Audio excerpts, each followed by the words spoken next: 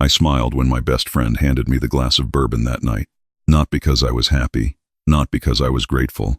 I smiled because I finally understood 32 years of friendship, and I had never really known him at all. Let me back up. My name is not important. What's important is that I spent 40 years building something from nothing. I grew up in rural Ohio, the kind of town where the gas station and the hardware store were owned by the same family, and everybody knew what you had for breakfast before you finished eating it. I didn't come from money. My father worked at a paper mill until his back gave out, and my mother cleaned houses 3 days a week until her knees did the same. What I had was a work ethic that would embarrass most people half my age, and a stubborn refusal to accept that my circumstances were my ceiling. By the time I was 30, I had started a small commercial landscaping company in Columbus. By the time I was 40, we had 47 employees and contracts with 3 of the largest property management firms in central Ohio. By 62, I had built something I was genuinely proud of. Not flashy, not the kind of business that gets written up in magazines, but solid, real, the kind of thing you can look at and say, I made that. That exists because of me. And standing right beside me, for nearly all of it, was my best friend. I'll call him Dennis. Dennis and I met in 1993 at a Chamber of Commerce networking event in downtown Columbus. I was 29 and had just filed my LLC paperwork. He was 31 and running a small accounting firm he had inherited from his father. We were seated at the same table, both of us too nervous to look like we belonged there. And by the end of the night, we had finished a pitcher of bad beer and made plans to grab lunch the following week. That lunch turned into a standing Thursday appointment that lasted, with only occasional interruptions, for the next 3 decades. Dennis did my books for the first 8 years, before I grew large enough to bring accounting in-house. When I went through my first divorce, at 41, he was the one who drove me to my attorney's office and sat in the waiting room for 2 hours reading a 3-month-old issue of Sports Illustrated. When my daughter was born, I'll call her Claire. Dennis was in the hospital waiting room with a balloon that said, "It's a girl," in pink letters, even though I had specifically told him I didn't want balloons. He was the kind of friend you don't question, the kind you don't audit, the kind you trust the way you trust your own hands without thinking about it, because the alternative would mean something was wrong with you. Claire was 31 when she and Dennis's son started dating. I want you to understand that this detail matters. Dennis had a son, I'll call him Ryan, who was 28 at the time. Ryan had grown up around our friendship the same way Claire had. They had been at every company picnic, every Christmas party, every informal gathering that happens when 2 families spend 30 years intertwined. They knew each other the way people know each other when they're not quite family but close enough to sit at the same table without an invitation. When they told us they were together, Dennis and I both laughed. Not at them, just at the strange, circular logic of life. Of course, we said. Of course it would end up this way. They married 2 years later, on a Saturday in September, in a vineyard outside of Yellow Springs. I walked Claire down the aisle. Dennis sat in the front row on the groom's side. At the reception, he gave a speech that made half the room cry, including me, which I will deny if you ever bring it up. For about 3 years, everything was exactly what it looked like. Then my bookkeeper, a woman who had been with me for 11 years, I'll call her Patricia, asked if she could speak with me privately. It was a Tuesday morning in February. I remember because it was the day after a significant snowstorm, and the parking lot outside my office window still hadn't been plowed. Patricia closed the door behind her, which she never did, and sat down in the chair across from my desk, with the posture of someone about to say something they have been rehearsing for a long time. She told me she had noticed a pattern in our vendor payment accounts. Invoices from a landscaping supply company I didn't recognize, paid regularly for 14 months, totaling just over $280,000. The company name was 1 letter different from a legitimate supplier we had used for years. The invoices looked almost identical. Almost. She had cross-referenced the vendor registration number. It came back to an LLC registered in Delaware 18 months earlier. She slid a folder across the desk to me. I opened it. I looked at the numbers. I looked at the registration documents she had pulled. The registered agent for the LLC was Dennis. I want to tell you that I immediately felt rage, that I stood up and threw something or made a call or drove to his office. But that's not what happened. What happened was that I sat very still for a very long time, and the silence in that room was the loudest thing I had ever heard. Patricia was watching me carefully. I could tell she had been afraid to bring this to me, afraid of what it might mean, afraid of what I might do, afraid, maybe, that I wouldn't believe her. I thanked her. I told her to say nothing to anyone, I told her to keep doing exactly what she had been doing and to forward me everything she had, encrypted, to my personal email. She nodded. She stood up. She paused at the door. "I'm sorry," she said. "I know what he means to you." I nodded and waited for her to leave before I let myself look at the papers again. $280,000. 14 months. And those were just the ones she had found so far. I didn't call Dennis that day. I didn't call him the next day, or the day after that. What I did was something I had never done in 32 years of friendship. I started paying very close attention. I hired a forensic accountant. Not through any firm Dennis had ever been associated with. Someone I found through a referral from my attorney, a quiet man from Cincinnati, who came highly recommended and asked very few unnecessary questions. He spent 6 weeks going through 8 years of records. Patricia assisted him, continuing to do her regular work during the day and pulling historical documents in the evenings. What they found was not what I expected. I expected to find isolated incidents, opportunistic theft, the kind of thing that starts small and grows before the person doing it fully understands what they're doing. What I found instead was architecture, a system, something that had been designed carefully, with knowledge of how our accounts worked, with patience that suggested it had been planned long before it began. The total, across 8 years, was just over $1.4 million. I sat with that number for a long time. $1.4 million. Funneled through shell vendors, falsified invoices, duplicate payments to accounts that existed only on paper. 8 years of Thursdays. 8 years of bourbon and lunch and talking about our kids and complaining about the weather and pretending to be the kind of man I thought he was. The forensic accountant laid it all out in a 70-page report. He asked me what I wanted to do with it. I told him I needed 2 weeks before he did anything. During those 2 weeks, I did something that was, in hindsight, one of the harder things I have ever done. I behaved completely normally. I had lunch with Dennis on Thursday, the same as always. I let him pick the restaurant. I listened to him talk about a fishing trip he was planning in Montana, a trip he could apparently now afford, and I ate my sandwich and asked appropriate follow-up questions and laughed at the right moments. I attended my granddaughter's birthday party, where Dennis and his wife were also present, and I helped set up the folding tables in my daughter's backyard and watched Ryan blow up balloons and thought about what it would mean for Claire when this all came apart. That was the part that kept me up at night. Not the money. Money is replaceable. What kept me up was Claire. She was married to Dennis's son. She had a daughter with him. The lives of 4 people at minimum were going to be restructured by what I had found. And my daughter, who had done nothing wrong, was sitting in the middle of all of it without knowing. I thought about calling her. I picked up the phone more than once, but every time I started to dial, I stopped, because I didn't want her to have to carry this before I was ready to protect her from the full weight of it. What I needed first was to make sure she would be protected.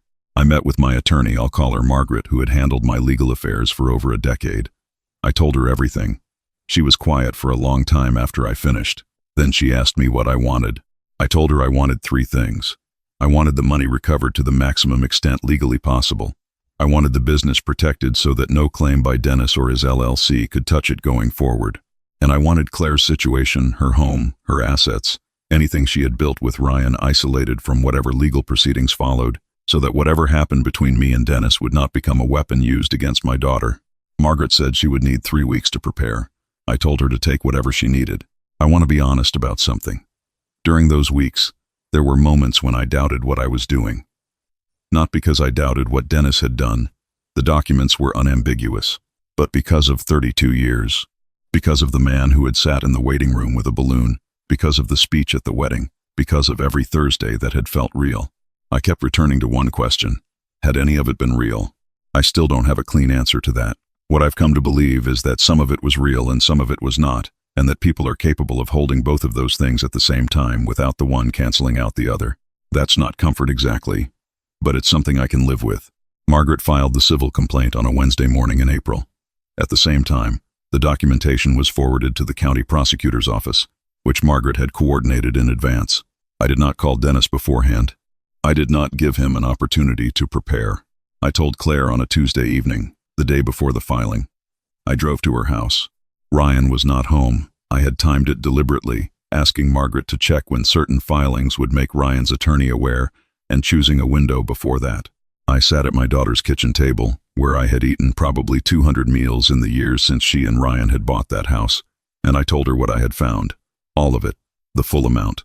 The 8 years. The architecture of it. She was quiet for a long time.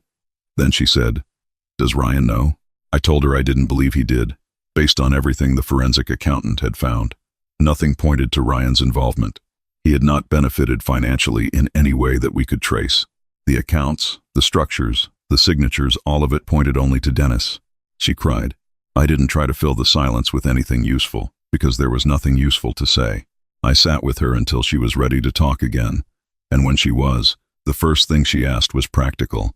What did this mean for her marriage, for her house, for her daughter? I told her that Margaret had taken steps to make sure that whatever happened next, her home and her assets were protected, that nothing I was doing was aimed at Ryan, that I had spent a significant part of the past 2 months thinking about exactly this question, how to do what was right without making her collateral damage.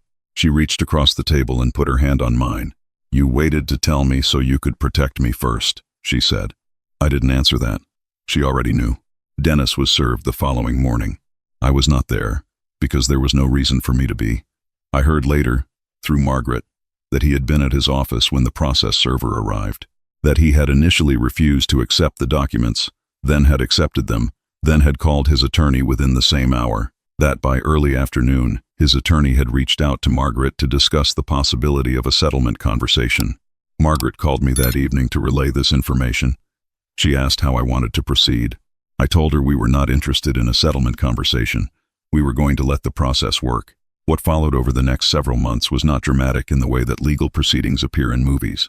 It was paperwork and depositions, and scheduling, and waiting. The forensic accountant testified. Patricia testified. Documents were entered into evidence. Dennis's attorney tried several angles that the payments had been for legitimate consulting services, that there had been a verbal agreement, that records had been mischaracterized. Each angle collapsed under the weight of what Patricia and the forensic accountant had documented. 9 months after the complaint was filed, a judgment was entered in the amount of $1.4 million plus legal fees and interest. The criminal case, which proceeded separately, resulted in a plea agreement. Dennis avoided trial in exchange for full restitution, a suspended sentence with 3 years of probation, and the permanent surrender of his CPA license. I did not go to the courthouse on the day the plea was entered. Margaret went. She called me afterward. I was sitting on my back porch when she called, watching a pair of cardinals at the bird feeder my late mother had given me years ago, and I let the phone ring twice before I answered because I wanted to finish watching them first. Margaret told me it was done. I thanked her. We spoke for a few minutes about the restitution schedule and a few administrative details. After we hung up, I sat there for a while longer and didn't feel what I thought I would feel. I thought I would feel satisfied. What I actually felt was something quieter than that, something more like relief, and underneath the relief, a very old sadness for something that had existed and was now gone. Dennis and I have not spoken since the day Margaret filed the complaint. I don't imagine we will. There is nothing left to say that would be worth the words. What I want to tell you about instead is Claire. She and Ryan had a hard year. There's no honest way to describe it otherwise. Whatever Ryan knew or didn't know about his father's actions, the weight of it landed on his marriage, on his sense of who he was and where he came from. He and Claire separated for about 4 months in the fall, during the worst of the legal proceedings. I stayed out of that as much as I could, which was not always easy. Claire is my daughter.